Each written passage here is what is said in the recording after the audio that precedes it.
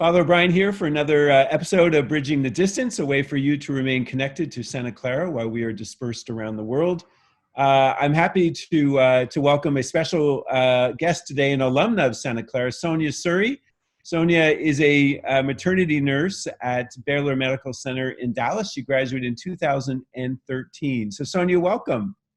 Thank you for having me. Of course. So tell me, you're a maternity nurse, but you are also floating in other parts of the hospital, including assisting COVID patients. What was it like for you to initially work with those patients? And was there a moment that really changed your perspective in working with them? So I am a postpartum maternity nurse, but we have us floating throughout the hospital. So they do have us going to floors like the ED and the ICU. And I was sent to the ICU, and they tell us you do not have to go in the rooms. You do not have to participate in direct patient care. That is not your field. You can just be helper nurses. But really, at the end of the day, it's up to the nurse themselves how much they want to help and how much help is needed. And it was a really growing moment for me because I floated. I saw there was a need for help. I was helping an ICU nurse directly. She needed help. She asked for help, and I thought, I'm already exposed.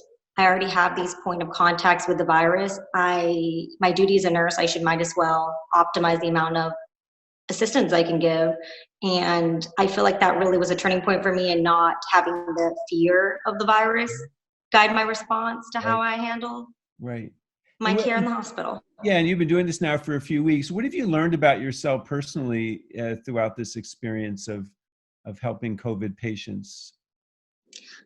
I've learned that I don't have much control over this situation, but to focus on what I do have control over. You can't make the virus go away. I can't make leadership better. I can't make management better, but I can do little things to the best of my abilities that will help. And in a situation like that, I chose to enter the room and was able to help that nurse. And I walked away feeling like I made a difference. And I'm sure she walked away feeling like she had the assistance she needed. And that patient got better care because it had two nurses instead of one. Great. Have you noticed people treating you differently when they hear that you're a nurse in a hospital with COVID patients? Yes. So while it's difficult and sometimes bleak in the hospital setting to feel that you have that representation or care, I've noticed outside of the hospital, people really have made an effort. I got a crepe to go from a small business in Dallas, and they had it advertised discounts for healthcare workers. So I showed my badge, and the man that owned the crepe business insisted on giving mine and my fiance's crepe for free. And it was just so touching. It's a small family owned business. He's raising money for charity to give to people that are out of work. He wouldn't take my money, but he would take a donation at least. And I think little things like that when you leave the hospital and you see in society, brings back some humanity.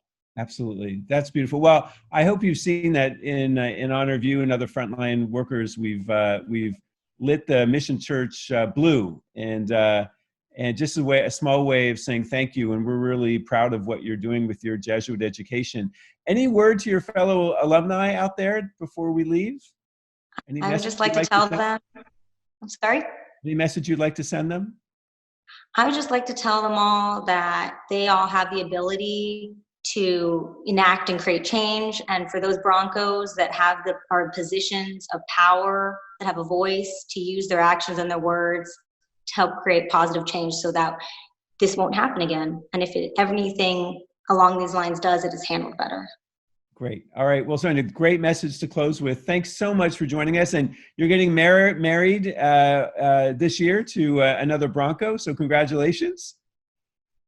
Thank you so much. I appreciate it. We wish you all the best. So this is Father O'Brien. We'll see you on the next episode of Bridging the Distance. Take care and God bless.